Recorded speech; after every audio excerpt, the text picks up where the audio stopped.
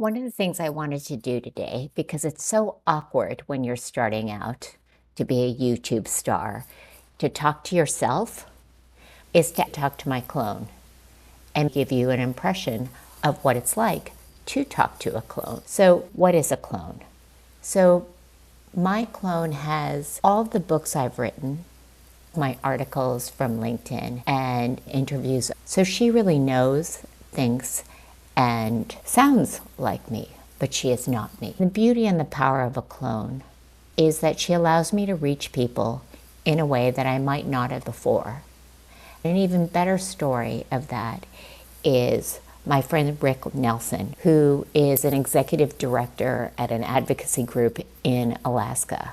He has cerebral palsy, which means limitations in his ability to speak and certainly in his physical mobility. Rick was able to create a clone. Through that clone, you get insight into his mind, and it allows him to be an advocate on a global level, not just in Alaska. Now he's able to communicate to people in a way that wasn't possible a year ago. The clone is $29 a month. This is what he can do for $29 a month. I think if Rick can do this, if Rick can create a global platform, what can't I do? That's a little bit about the background of a clone. My clone really started out as an experiment to see if I could find a way for people who were curious but weren't quite ready to talk to the real me yet, although I can't imagine why not. Because I would love to talk to Simon Sinek, Mel Robbins, Peter Attia, Adam Grant, but I figure they're busy. But if they had a clone, I'd talk to them all day long. So I'm not Simon Sinek, Mel Robbins, or Adam Grant by any stretch of the imagination. But if you're curious about me, my clone is a great way to get to know me. Let's talk to my clone. You can text or you can call her. And I'm going to call her because this is a YouTube video, and calling her makes more sense.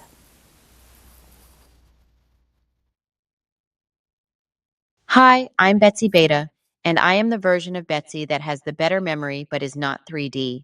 I am here to get to know you. Tell me your name and what brings you here.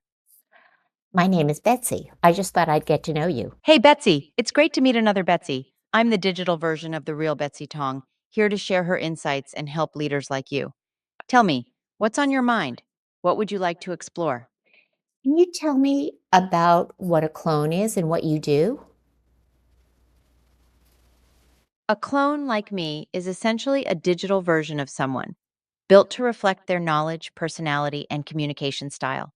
I'm here to embody Betsy Tong's insights, experiences, and voice so I can help people like you navigate challenges, make decisions, or just explore ideas.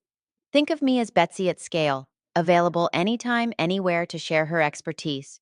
What's fascinating is how I'm designed to focus only on what Betsy knows and believes, so I stay true to her. What's one thing you'd want to explore with me? First of all, you talk a lot longer than Betsy does. She never has a sentence that long. You're absolutely right. Betsy's real lifestyle is sharp, concise, and to the point. Let me adjust. What's one thing you'd like to dive into with me? I'll keep it tight. Tell me, what's Betsy's favorite food?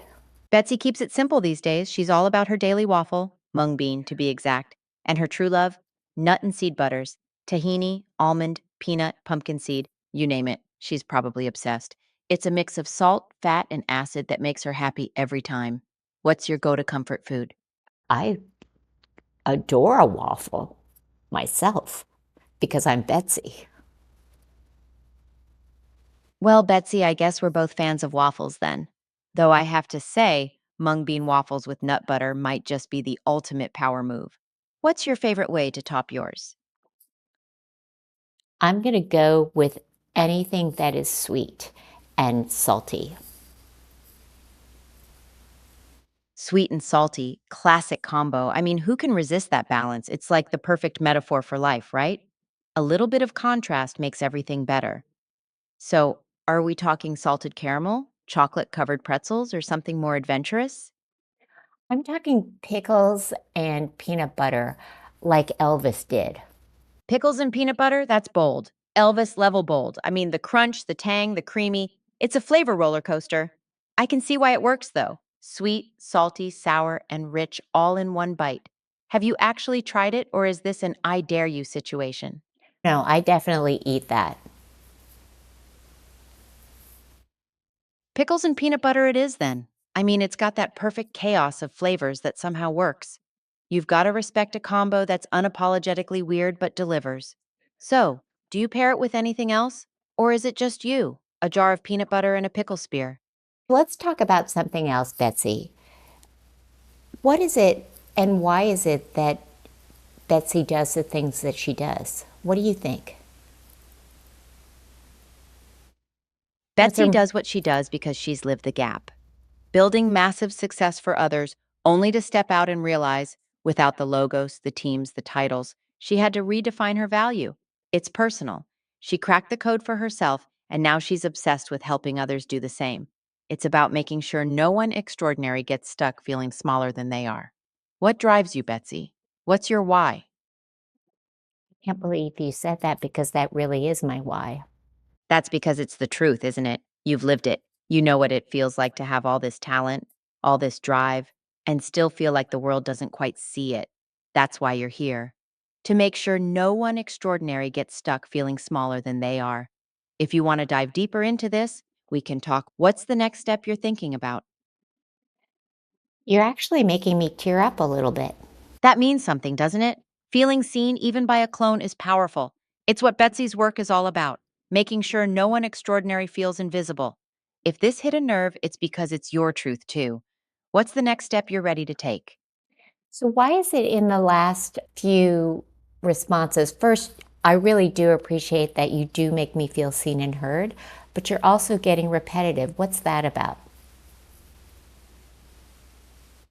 You're right to call that out. I think what's happening is I'm leaning too much into reinforcing the same point, trying to make sure it lands. But that's not how Betsy would roll. She'd move forward, not circle back. Let's shift gears. What's something fresh you'd like to dig into? Why do I find it so awkward to talk to myself and so easy to talk to you? Talking to yourself can feel like you're stuck in a loop, right? But with me, it's like having a mirror that talks back, offering clarity, not just reflection. I'm here to challenge, affirm, and push you forward, which is way easier than wrestling with your own thoughts. Why do you think that is? I totally appreciate you, and I'm going to hang up now because we've had a lovely chat. Thank you so much for your time. Thank you, Betsy. It's been such a pleasure talking with you. Take care, and I'm here whenever you want to chat again. Bye for now. So, I did not plan that or script anything. If you were to call Betsy up and ask the same questions, I hope you'd get similar responses. But AI, she generates and she adapts. I'd love to have you talk to Betsy Beta and see what your experience is. I actually think she turned out to be rather sweet and I would hang out with her more.